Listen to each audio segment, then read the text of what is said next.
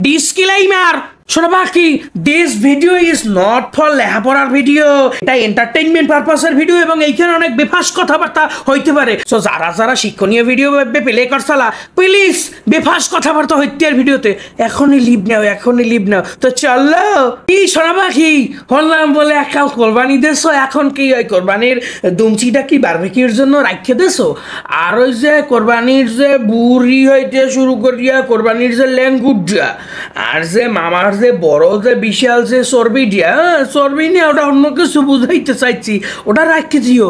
ভুলেও বুঝি ওটা দিয়ে দেয়, ওটা কিন্তু হেভি ডিমান্ডেবল একটা জিনিস। বাকি ওয়েলকাম টু ঈদ ভিডিও এবং today we are talking about ঈদের পরে দেব, কিন্তু ঈদ যায় গোস্ত যায় কিন্তু ফ্রিজ আর খালি হয় না। তো শোনাবাকি কি অবস্থা তোমাদের? আশা করি তোমরা ভালো আছো। এই যে কোরবানির দিন আইলে যারা বলে যে কাল গোয়াইও, আরে পলিথিন নেই, পলিথিন শেষ হয়ে গেছে মানা। গোস্ত দেওয়ার সময় তুমি আসলে না গোস্ত না তুমি কাল গোয়াইও, আজকে তো আত্মীয় স্বজনের জন্য রাখছি, তুমি কাল গোয়াই, কালকে তোমাকে দেবো আনে। আরে বেড়া পলিথিন শেষ হয়ে গেছে, কিতে করিয়ে দেবো? এই কথাগুলো যারা বলেন আজকের ভিডিওটা তাদের জন্য। আর শোনাবা কি আমার মনে হয় কি ব্যক্তিগতভাবে কিছু কিছু মানুষ কোরবানি দেয় রেওয়াজে এবং মেজাজ দেখায় গরিবের লগে। শোনাবা কি কোরবানি মানে কিন্তু গরুর রশি ধরা না, এই যে গোস্ত বন্টনেও কিন্তু ইমানের কিন্তু অন্যরকম একটা টেস্ট আছে। শোনাবা কি আর এই যে কিছু কিছু ভাই বোনদের তো কোরবানির দিন হৃদয় হয়ে যায় পুরো ফ্রিজের মতো ভরপুর আর ঠান্ডা। যে গরুটা যে গরুটা কেনার সময় মামায় বন্টন করে যে এই যে রানের পিসটা কাটতে নাতি আইবে, নাতি বারবিকিউ খাইতে চাইছে, নাতিরে বারবিকিউ করাই দেবো। আর দুমসিটা আমার জন্য রাখতে দেবো, দুমসিটা মাঝে মধ্যে মন চাইলে মনটা খারাপ হইলে দুমসির বারবিকিউ খাইবো। আর কলসিয়া তো মুই যাই আমার বাবু এরকম গরু ওরা মানে কেনার আগেই কলসিয়াটা ওরা মামায় ধরিয়ে থইছে, কলসিয়াটা এত রইলে সেটা পিস করিয়া ওটা ইতে থই দেওয়া লাগবে, ওই যে ফ্রিজে রেখে দেবো এবং বুনা করিয়া কলজিয়া বুনা হারাটা বছর কলজিয়াটা বাজিয়া খায় এককালে হারা এলাকার মানুষজনের। আর এই যে ঈদ আইলেই তাদের কলজিয়া বুনা খাইতে মন চায়, এই হারা বছর যে কলজিয়া বুনা খায় শোনাবা কি হারা মানুষের হারা বেটা গো হারা মাতারি গো যে কলজিয়া বুনাটা খায়, তেজপাতা করিয়ে যে কলজিয়া বুনা খায় এতে তার হয় না। কোরবানি দেওয়ার আগেই তার ওই যে গরুর তার কলজিয়াটা খাইতে মন চায়, কলজিয়া গোস্ত কাটে বাক করে সবই ঠিক আছে। তারপর যখন গরিব মানুষজন আসে কয় কি কাল গোয়াইও বা না সবাইকে কাল গোয়াইও, এই নাই এটা তো ভাবির জন্য রাখছি। আর এই ভাবিকেরা জানেন যে হারা বছর একটু খোঁজ রাখে না, এই ভাবির লইকে পোটলা করিয়ে গোস্ত রাখিয়ে দিয়ে দেয়। আর গরিব মানুষ আর গরিবের দিক এমন ভাবে তাকায়, তারা মনে হয় কি হারা র্যাবের সোর্স, মনে হয় তারা এখনই খোঁজ লই দিয়ে র্যাবের দ্বারা ধরাই দিবে।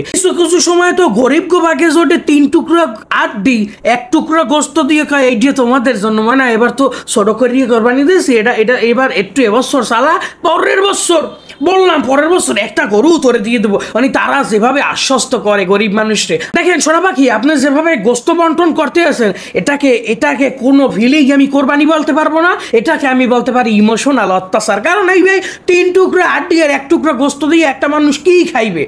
হ্যাঁ, সবার তো আর গরুর গোস্ত কেনার কিন্তু সামর্থ্য থাকে না। এই কোরবানি আইলে অনেক মানুষ কিন্তু একটু পেট ভরিয়ে কিন্তু গরুর গোস্ত খাইতে পারে।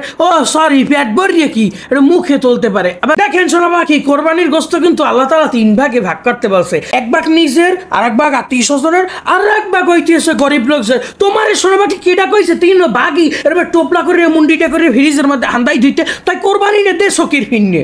এই যে 3 ভাগই যখন ফ্রিজের মধ্যে তোমার ঠোসার ইচ্ছা, তুমি সোনাবাকি কেন তুমি কোরবানি দিছো? আর কেন তুমি গরিব মানুষের ইমোশন লাই খেলতে আসো? কও এই অধিকারটা তোমার দিয়েছে কেন? এই যে একটু আমার বলতে পারো?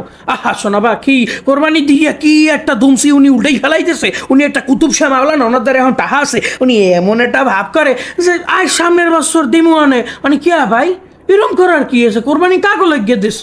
কোরবানি অ্যাকচুয়ালি আপনি কাদের জন্য দিচ্ছেন একটু আমাকে বলতে পারেন ভাই? কোরবানির মেইন মাহাত্মটা কি? কতলা কি ফিরনি কোরবানি দিতে গেছে? আপনার ধন সম্পদ আছে, বাইয়ে পরে ভাগ্যে পরে মানুষের টাকা মারিয়ে পকেট এনেছেন, যাই হোক এখন আপনার মনে হইতেছে আপনি কোরবানি দেবেন, কিন্তু কোরবানি দিয়েছেন ঠিক আছে, কিন্তু হেরফির এত বিশ্রীভাবে বন্টন করবেন ভাই?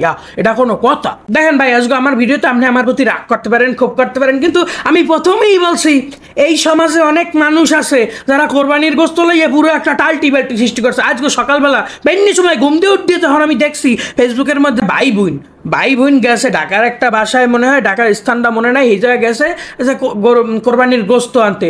তখন কয় কি বইয়ে থাক, কোরবানি শেষ হইলে দিমু আনে।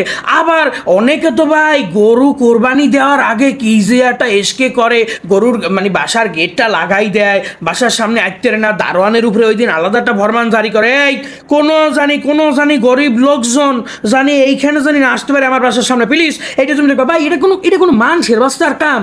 আরে মাওলা, আরে মাবুত মাওলা, কোরবানি দিয়েছেন ভালো কথা, একটা মানুষ তার হকটুক পৌঁছাই দেবেন না ভাই?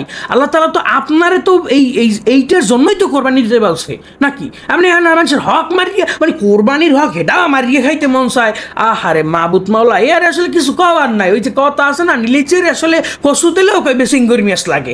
সবা কি তো আমি লাস্ট একটা কথা বলি, যদি কালকে ভুল করবেও যদি এইসব কাম কাজ করিয়ে থাকেন, হ্যাঁ প্লিজ গরিবের হকটুক গরিবরে বুঝাই দেন।